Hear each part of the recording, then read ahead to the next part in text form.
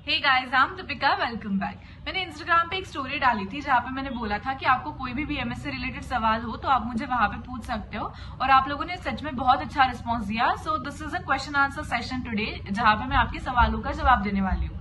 तो सबसे पहला क्वेश्चन मुझे लिटरली सबसे पहले यही सवाल पूछा गया कि बीएमएस लेके पछताना तो नहीं पड़ेगा ना, ये पहले बताओ।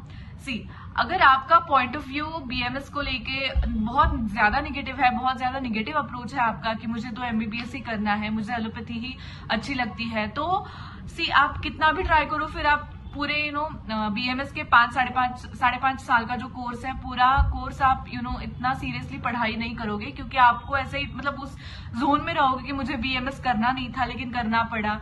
देखिए, आपका अप्रोच जैसा है उस हिसाब से आप कोई कोर्स लाइक करते हो या डिसलाइक करते हो। तो मेरा अप्रोच ऐसा नहीं था, मुझे बीएमएस करना ही था पहले से ही। ऐसा नहीं था कि मुझे एमबीबीएस करना है, मुझे बीडीएस करना है, मुझे सच में बीएमएस ही करना था। I will someday share my need story also someday.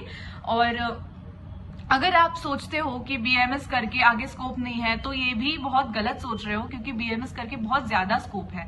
और अगर देखा जाए तो बेसिकली आप डॉक्टर बनने जा रहे हो, तो एमबीबीएस डॉक्टर बनो या बीएमएस डॉक्टर बनो, आपको या होम्योपैथिक डॉक्टर बनो, आपको पेशेंट को ट्रीट करना आना चाहिए। ये this is what matters the most.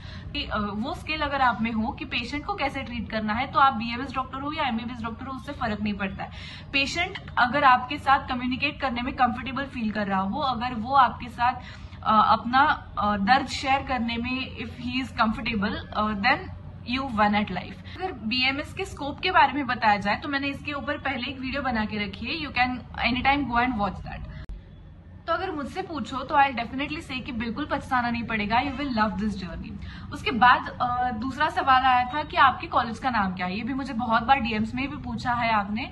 Honourable Shri Anna Saheb Dange Ayurveda medical college, अष्टा, सांगली, ये मेरे कॉलेज का नाम है। सवाल ये था कि क्या बीएमएस में श्लोक लर्न करने पड़ते हैं। हाँ, श्लोक लर्न करने पड़ते हैं, क्योंकि हमारा जो ऑथेंटिक नॉलेज का सोर्स है आयुर्वेदा का, वो पूरा का पूरा संस्कृत में है, क्योंकि ये बहुत पुराने ग्रंथ हैं। तो उनको ट्रांसलेट करके उनकी हिंदी, इंग्लिश, मराठी या एनी अदर लैंग्वेजेस में बुक्स बनती है। तो हमें ऑथेंटिक नॉलेज पता होना चाहिए, इसलिए हमें श्लोक लर्न करने पड़ते हैं। और पेपर में भी अगर आप एक श्लोक लिख दो तो उसके 2 मार्क्स तो आसानी से आपको बढ़ जाते हैं, आपके मार्क्स कटते नहीं है वहां पे। सपोज एक 5 मार्क का क्वेश्चन है, 5 मार्क्स का क्वेश्चन है, तो उसमें अगर हमें 2 पेजेस तो लिखना पड़ता है वो आंसर, और उसमें अगर एक भी श्लोक नहीं है ना, तो आपके मार्क्स कभी भी आपको 5 मार्क्स नहीं मिलेंगे, या 4 मार्क्स भी नहीं मिल सकते, क्योंकि आपने श्लोक नहीं डाला है। लेकिन एक श्लोक डाल दो तो आपके 4-4.5 मार्क्स तो मिल ही जाते हैं आपको वहां पे। 5 मार्क्स तो बहुत रेयरली मिलते हैं, क्योंकि मेडिकल कॉलेजेस में या मेडिकल स्टूडेंट्स को इतने मार्क्स देना मना है शायद से, इसलिए देते ही नहीं है।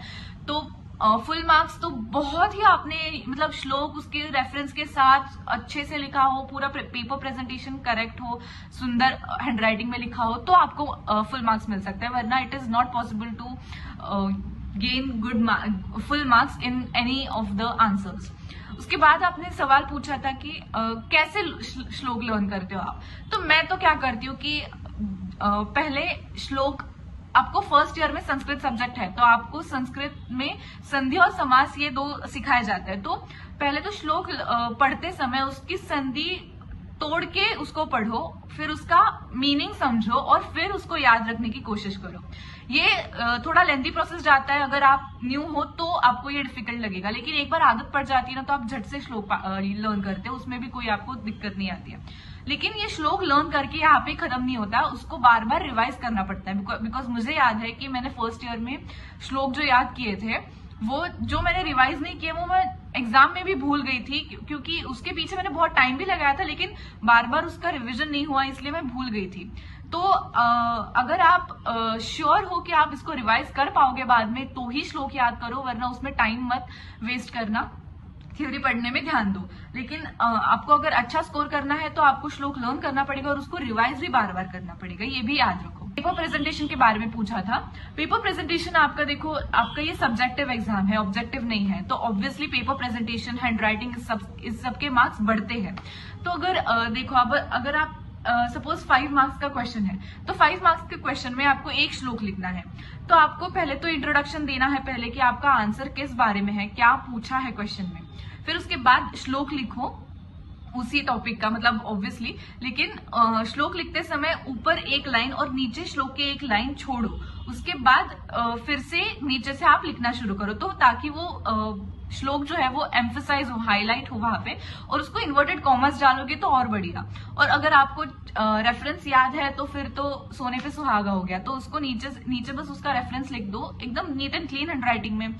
फिर थोड़ा सा अगर पेपर लेंदी मतलब बनाना है आपको, आंसर आपको थोड़ा सा ही आता है, तो उसको लेंदी बनाने के लिए आप चार्ट्स फॉर्म में लिख सकते हो। क्योंकि क्या होता है, प्रेजेंट एग्जामिनर जो होता है वो आपके पेपर वर्ड टू वर्ड नहीं पढ़ता है। अगर आपने चार्ट फॉर्म में लिखा तो उनको भी वो चेक करने में या पढ़ने में आसानी होती है, तो मार्क्स वो जल्दी से दे देते हैं, ज्यादा मार्क्स मिल सकता है। तो आपका प्रेजेंटेशन बेसिक, मतलब जितना आपने 10th स्टैंडर्ड तक तो पढ़ा ही होगा कि पेपर प्रेजेंटेशन कैसा होना चाहिए, वैसा ही बस नीट एंड क्लीन हैंडराइटिंग हो। श्लोक का तो मैंने बताया, और जितना ज्यादा आप माइंड मैप्स और फ्लो चार्ट्स वगैरह बना सको ना वहां पे, तो उतने बनाओ, इट विल बी हेल्पफुल। क्योंकि एग्जामिनर को आसानी होगी पेपर चेक करने में, तो वो खुश हो जाते हैं और मार्क्स एक्स्ट्रा मिल जाता है। तो सवाल था कि BAMS 5 ईयर की जर्नी कैसी होगी।